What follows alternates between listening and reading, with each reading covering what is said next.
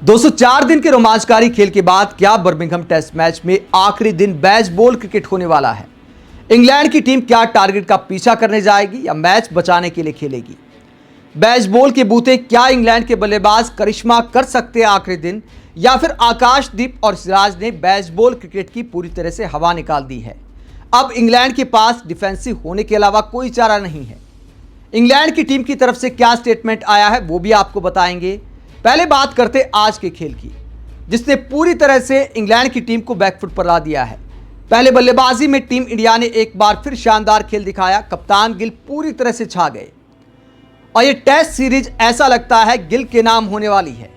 बल्लेबाज के तौर पर कई कीर्तिमान उन्होंने बना दिए हैं और आने वाले 3 मैचों में भी अगर ऐसे ही बैटिंग करते रहे तो ऐसा इतिहास रच जाएंगे, ऐसे रिकॉर्ड बना जाएंगे जिन्हें तोड़ना काफी मुश्किल हो जाएगा। कप्तान गिल और टीम इंडिया के दूसरे बल्लेबाजों ने पहले मैच को ध्यान में रखा और पिछले मैच की गलतियों को नहीं दोहराने दिया। हालांकि एक बल्लेबाज को मलाल रहेगा, 26 रन बनाकर करुण नायर जो आउट हुए। मुश्किल टाइम निकालने के बाद, निगाह जमाने के बाद जिस अंदाज में दोनों पारियों में उन्होंने विकेट गंवाया है तो उन्हें थोड़ा अफसोस जरूर रहेगा, लेकिन टीम इंडिया को ज्यादा फर्क नहीं पड़ा। 55 रन बनाए केएल राहुल ने अच्छी शुरुआत दी थी। नई गेंद से जो खतरा होता है इंग्लैंड में उसको टाल दिया था करुण नायर ने और केएल राहुल ने। उसके बाद कप्तान और उपकप्तान ने बेसबॉल की बात करने वाली इंग्लैंड की टीम को उन्हीं के अंदाज में जवाब दिया। T20 तो मैं नहीं कहूंगा, लेकिन ओडीआई क्रिकेट में अच्छी रन गति के साथ जो रन बनते हैं उसी अंदाज में गिल और ऋषभ पंत ने बैटिंग की। कप्तान गिल ने 162 गेंद में 161 रन बनाए, जो इस बात को दिखाता है गिल सिचुएशन के हिसाब से बैटिंग करते हैं। पहली पारी में कंट्रोल की जरूरत थी पारी को, तो रिस्क कम उठाया, तपस्या की तरह बैटिंग की। दूसरी पारी में जोखिम लेने की जरूरत थी तो लंबे लंबे शॉट भी लगाए और आखिर में उसी चक्कर में अपना विकेट गंवाया, वरना आराम से डबल सेंचुरी पूरी कर सकते थे। लेकिन चूंकि पारी को डिक्लेयर भी करना था तो आक्रामक खेलना वक्त की डिमांड थी, इसीलिए आक्रामक शॉट खेलकर गिल आउट हो गए। वरना लग नहीं रहा था कि इंग्लैंड के बल्लेबाज उन्हें बीट कर सकते हैं या आउट कर सकते हैं। कप्तान के अलावा उपकप्तान की भी तारीफ बनती है। उपकप्तान भी पूरी जिम्मेदारी के साथ और पूरी बहादुरी के साथ खेले। ऋषभ पंत ने दिखाया कि उनकी हीरोपंथी कैसे सामने वाली टीम को पूरी तरह से बैकफुट पर धकेल देती है और आज वैसा ही हुआ। 58 गेंद में बनाए 65 रन। दोस्तों कप्तान और उपकप्तान की पार्टनरशिप ने पिछले मैच वाले खतरे से बाहर कर दिया टीम इंडिया को। हालांकि कई क्रिकेट एक्सपर्ट्स का मानना था कि बहुत देर कर दी टीम इंडिया ने पारी डिक्लेयर करते करते, कहीं नुकसान तो नहीं हो जाएगा। लेकिन मैंने कल ही कहा था कि अगर भारतीय बल्लेबाज खेलते रहे तो मुझे नहीं लगता कि 600 से कम का टारगेट दिया जाएगा। तो 608 रन का टारगेट दिया टीम इंडिया ने। उसके पीछे इंग्लैंड की टीम को भी क्रेडिट देना होगा। इंग्लैंड की टीम की बहादुरी को सलाम करना होगा कि सामने वाली टीम में एक खौफ दिखाई देता है, वरना ऐसा रिस्क बहुत कम टीम लेती हैं कि यार मैच मुट्ठी में है, कहीं मैच ड्रॉ तो नहीं हो जाएगा। लेकिन इंग्लैंड की टीम के सामने एक डर है कि मान लीजिए आपने उन्हें 130 या 135 में 550 का भी टारगेट दे दिया, 5 से कम की अगर रन रेट रह गई रिक्वायर्ड, तो इंग्लैंड की टीम टारगेट का पीछा करने जाती है।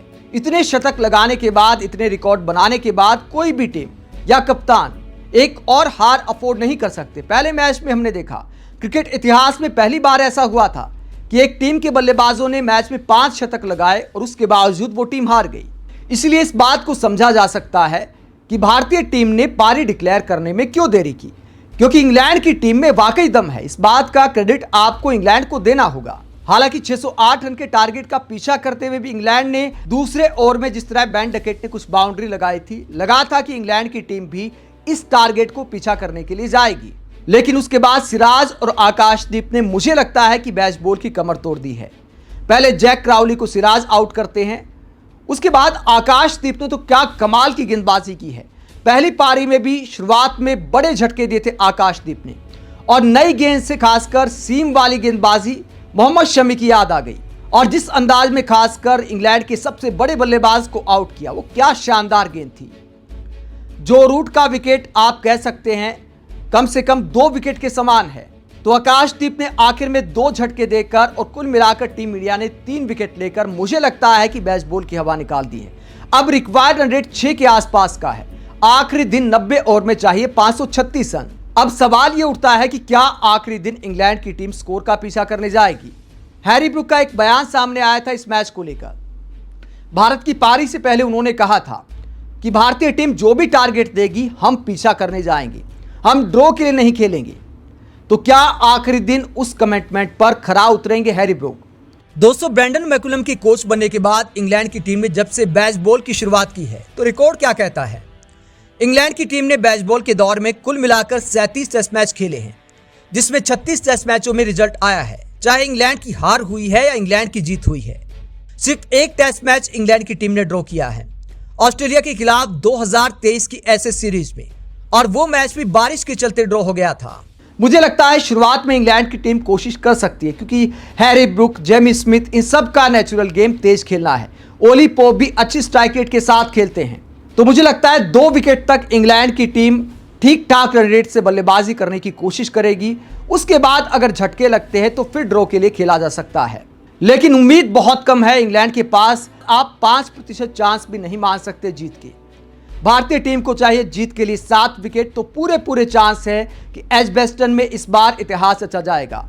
अगर पुराने रिकॉर्ड की बात करें तो 8 मैच कुल मिलाकर खेले हमने इस ग्राउंड पर, 7 मैच इंग्लैंड ने जीते हैं, 1 मैच ड्रॉ हुआ था, वो भी 1986 में, यानी 39 साल पहले। लेकिन कहा जाता है कि रिकॉर्ड टूटने के लिए बनते हैं। आजकल भारतीय टीम इस तरह के रिकॉर्ड लगातार बना रही है। गाबा में हम बहुत साल बाद जीते थे। इसी तरह कई ऐतिहासिक जीत पिछले कुछ सालों में भारतीय टीम ने टेस्ट क्रिकेट में दर्ज की हैं, और उम्मीद इस बात की पूरी है कि एजबेस्टन में भी ऐसा होने वाला है। भले बल्लेबाजी के लिए बहुत मुश्किल हालात नहीं है इस पिच पर, लेकिन कई गेंदें थोड़ा सा ऊपर नीचे हो रही हैं। 5वें दिन और भी ज्यादा पिच टूटेगी, और सबसे बड़ी बात 3 विकेट हमने निकाल लिए हैं। और इंग्लैंड की टीम जिस अंदाज में खेलते हैं, जिस तरह नेचुरल शॉट खेलते हैं इंग्लैंड के बल्लेबाज, कोई ना कोई गलती तो जरूर करेंगे। मैच हम पक्का जीत सकते हैं, बशर्ते कैच ना छूटें। कैच छूटेंगे तो बड़ा मुश्किल हो जाएगा, फिर इंग्लैंड की टीम मैच बचा सकती है। जीतने की संभावना मुझे दिखाई नहीं देती। अगर भारतीय टीम पर ऐसा कोई संकट भी आता है तो डिफेंसिव गेंदबाजी भी हो सकती है। टेस्ट मैच में एक दिन में 536 रन बनाना ये प्रैक्टिकल दिखाई नहीं देता। भले कितना भी बेसबॉल खेल ले इंग्लैंड, 3 विकेट निकलने के बाद मुझे लगता है हवा निकल गई है। अब इंग्लैंड की टीम मुझे लगता है मैच बचाने के लिए ज़्यादा खेलेगी। शुरुआत में एक पार्टनरशिप लगती है तो फिर कोशिश की जा सकती है, लेकिन कोशिश रंग लाने की संभावना मुझे कोई दिखाई नहीं देती। आप आखिरी दिन के खेल को लेकर क्या सोचते हैं? क्या बर्मिंघम में कप्तान गिल और टीम इंडिया इतिहास रचने वाली है? क्या पहली जीत के दर्शन होंगे बर्मिंघम के इस मैदान पर? कमेंट बॉक्स में अपनी राय जरूर दें, साथ ही चैनल को सब्सक्राइब भी करें। नमस्कार।